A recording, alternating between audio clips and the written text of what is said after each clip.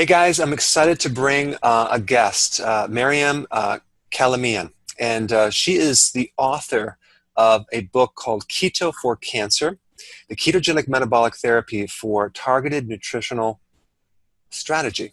Did I get that right? Yeah, close enough. Close enough. Okay.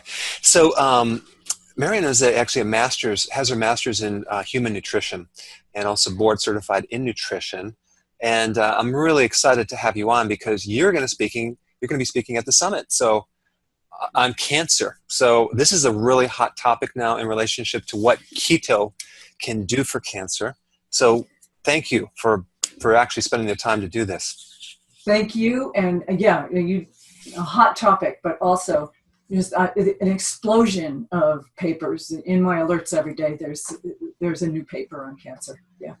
Guys, this is really, really exciting. And the reason I wanted to, first of all, speak to you and also have you speak is because you have some personal experience with this with your son. Can you give us just a short little story of what happened to your son? I think he was 4 years old.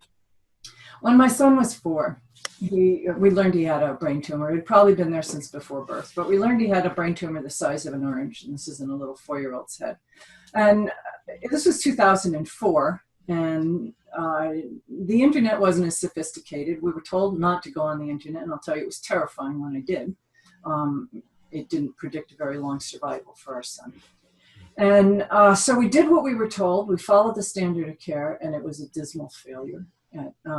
He had 14 months of weekly chemotherapy, and that didn't stop the tumor. So it was lit up like a Christmas tree as soon as they finished that protocol. So he starts another one, that fails, another one, then we move him to surgeries, which only one doctor in the country was willing to do, and that was partially successful. It did a lot of damage. So now this is now the spring, got diagnosed in 2004, now it's the spring of 2007, and we're out of reasonable options. And they're moving him to palliative care. He's now almost 7. So can imagine what that feels like to him. For a child.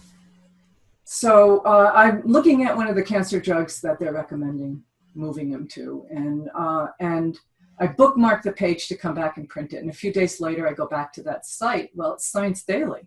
So 4 days later, it didn't have the same paper. Instead, it had Thomas Seyfried's just his newly published research on a calorie-restricted ketogenic diet,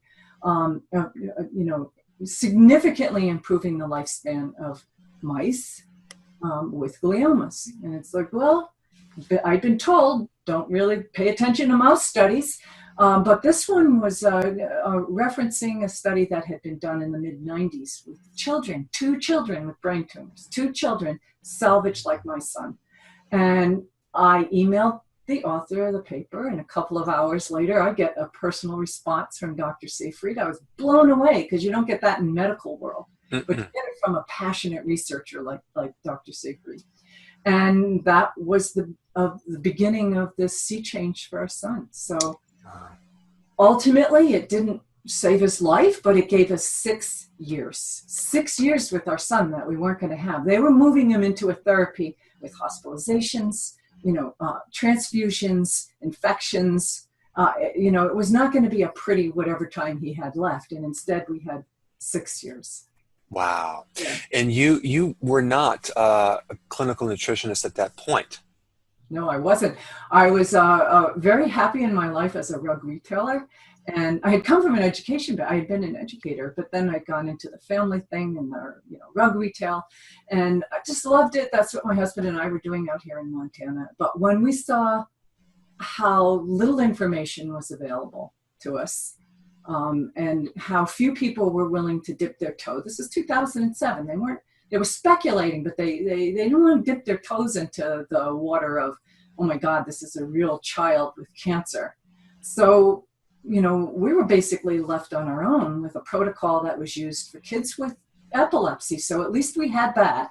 We had support from a couple of moms on a forum moderated by the Charlie Foundation. And for that, I will always be grateful because I was terrified. What was I going to do to my kid putting him on the diet? Well, all that we did for him was in a good direction. And I understand the fear of people going on to this, but once you take the reasonable precautions and then you make the plunge, my God, we were expecting any kind, we would have been happy with anything. And instead we got this amazing response that couldn't be attributed to anything else. And now I had to know more about it, and I had to be an advocate for my son, but I also had to be able to share this with other people. And that's why I went back within a month after getting that good MRI. I was on track for my degree. So it was a life changer for my son, but it was also a life changer for me and for my husband as well. Yeah. Wow. So real simply, what is the difference between a cancer cell and a normal cell? Fermentable fuel. Okay. So you've got, in a cancer cell, you have a cell that wants to ferment for energy, and that's a really inefficient pathway. And it creates a lot of lactic acid waste. And with the proteins, it creates acidic waste as well. And we all know, and there's a lot of confusion around this, but we know that cancer thrives in an acid environment. And what's the perfect environment is all the acid that's created here. And also that provides it provides the raw material to build new cancer cells.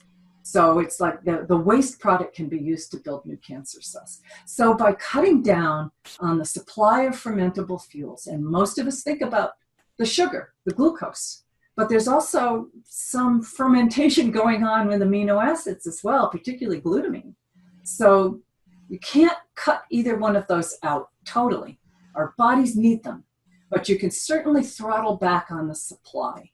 And once you do that, that gives it creates an environment that then can be targeted by other therapies coming in. So the ketogenic diet, not a standalone, but certainly an integral and very, very important part of an overall metabolic approach to cancer that can be used alongside conventional care, alternative care, however you want to use it. It's a great adjunct.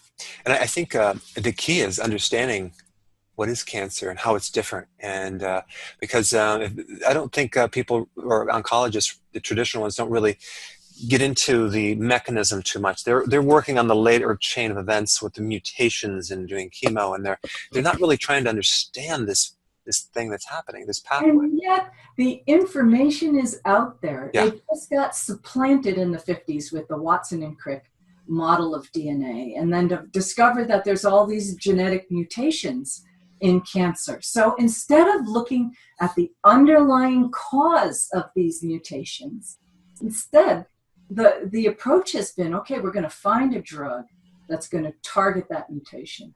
Well, with hundreds of mutations, maybe even thousands of mutations, and unlimited amounts of combinations of these mutations, you're never going to get there with a one drug at a time approach. You're not going to target cancer in that genetically. You got to look at the underlying metabolic cause for that cell to go awry and start that whole cascade that results in cancer. So address the underlying cause, and right. You're going to be much, much more able to deal with this disease.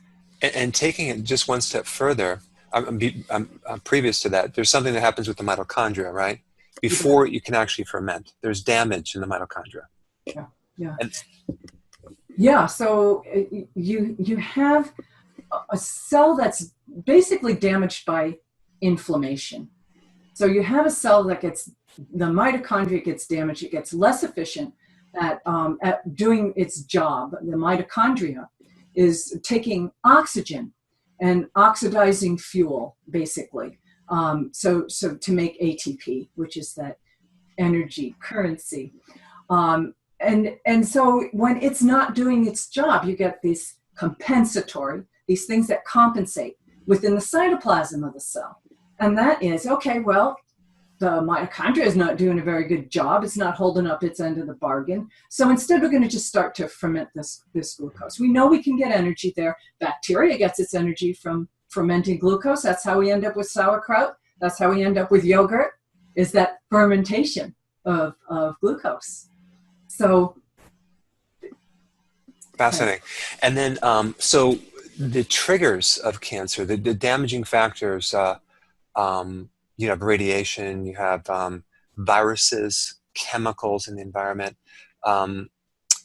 What about high levels of sugar or insulin? Could that create inflammation and damage the mitochondria directly? Exactly. That's where it's at. It's creating insulin resistance as fat cells.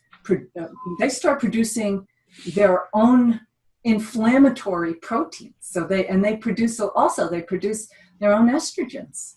So yeah. So you have this situation, and if you look at the stats on cancer, physical inactivity, weight gain, those are the things that not only raise your risk of getting it in the first place, but also raise your risk of a recurrence. So when I'm working with somebody, we're addressing more than just glucose or glutamine. We're looking at limiting the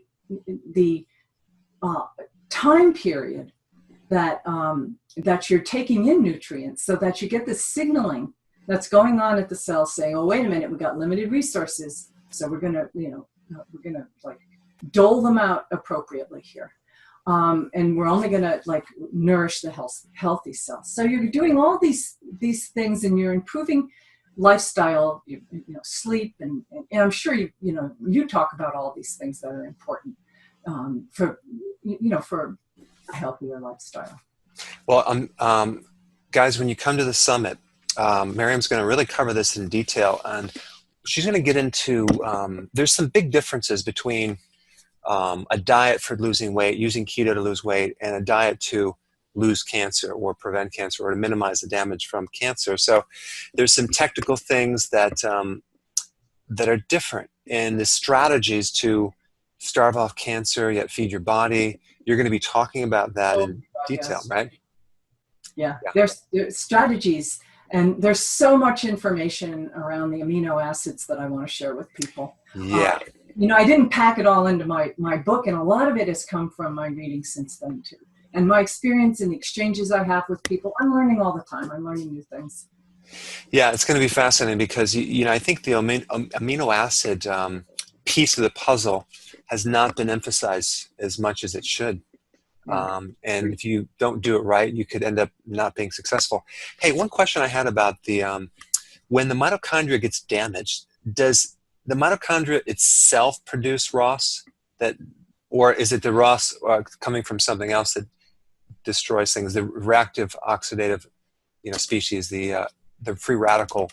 Yeah, it's kind of interesting how that happens. As a cell becomes damaged like that, there is greater production of ROS, but there's a compensatory, again, we're compensating, our cells compensate by producing more antioxidants. So got it. So that's how the cell is allowed to survive. So by reducing that inflammation within the cell and reducing ROS, it seems kind of counterintuitive. Don't you want to throw more antioxidants in there? It's like, no, you're going to rescue those cancer cells. You don't want to do that. What you want to do is lower the inflammation, lower the amount of antioxidant that they're producing, and then hit them with a pro-oxidant, hit them with a therapy that's going to overwhelm them with ROS where they can't compensate. Now, guys, just to explain what ROS, it's a oxidative thing. It's like you have the antioxidants and oxidants kind of battling back and forth. And so kind of free radical versus an antioxidant. So your cells make these things, and you can take them from external. But the point is that you have this battle going on that then destroys different parts of the mitochondria and then repairs part of the mitochondria. So yeah, you're going to cover all this pretty thoroughly, but we're going to make it really simple. But the data is very, very powerful. So I'm excited to have you, and I guess we have a little less than 2 months, and so we're just going to go back and forth and just really make sure that people know this data, because this is not trivial. This is something that everyone needs to know, because sooner or later, a great majority of the population does end up with cancer. So you might as well learn about this now before you potentially could get it, right? Because once you get it and trying to backtrack, it's a lot more difficult. Well, and that's exactly why I'm out there with this. It's not, I don't talk just about the science. I talk about the advocacy. My son is woven into everything that I do, everything I put out there. And it's so important for us to become educated about this so that when you're sitting, if it's not you, it's going to be a loved one. As a friend of mine said, she said, it's a statistical guarantee that either you or a loved one is going to need this information at some point. So yeah, get yourself educated, learn how to advocate, learn how to talk to your medical team so that you can integrate the ketogenic diet and other metabolic therapies into your overall treatment.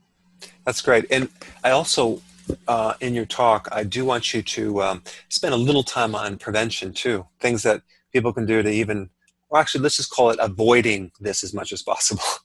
Well, actually, what I would like to talk about is how to improve your health span. And that is about prevention, but it's not necessarily going to stop.